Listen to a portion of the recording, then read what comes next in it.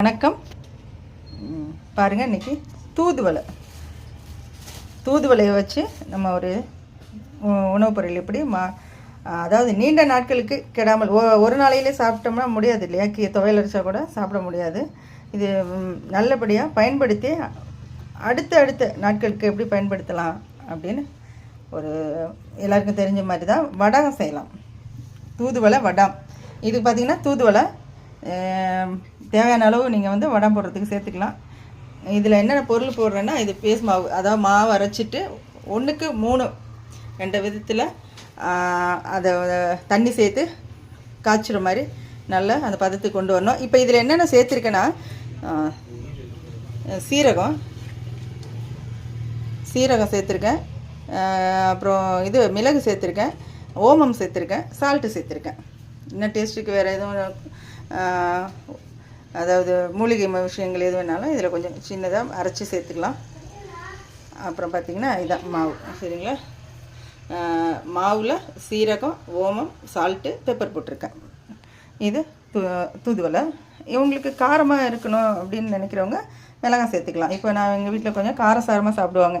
என் பையன் ஸ்கூல் போகிற பையன் காரசாரமாக சாப்பிடுவான். அவனுக்காக நான் காஞ்ச மிளகாய் எடுத்திருக்கேன்.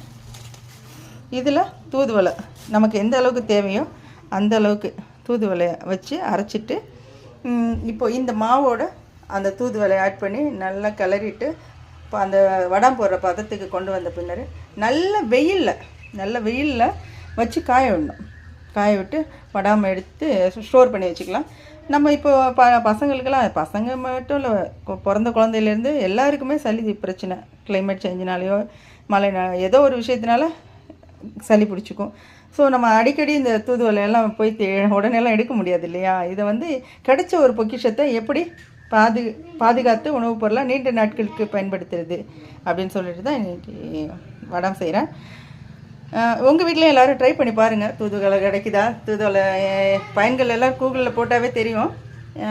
தூதுவளை வடம் செய்ய முடிஞ்சதுன்னா செஞ்சு ஸ்டோர் பண்ணி வச்சுக்கோங்க. அதை அப்பப்போ பயன்படுத்திக்கலாம். உள்ளில் வேறு மூலிகையில் ஏதாவது உங்களுக்கு இந்த மாதிரி வடம் வேணும்னாலும் சொல்லுங்கள், அடுத்த வீடியோ போடுறேன், சரிங்களா. அதையும் அடுத்து எப்படி இருக்குன்னு பார்த்துட்றேன், சரிங்களா. இப்போ இன்றைக்கி போட்டிருக்குது தூதுவளை. நாளைக்கு முருங்கைக்கீரையில் வடம் போட போகிறேன், சரிங்களா. ஓகே, நன்றிங்க, பேசலாம். தேங்க்யூ. இப்போ இந்த தூதுவளையோட நான் என்ன பண்ணுறேன், 2 பூண்டு பல்லும் காஞ்ச மிளகாயும் சேர்த்துருக்கேன். இப்போ இதை ஆட் பண்ணி இதை ஃபுல்லாக ஆட்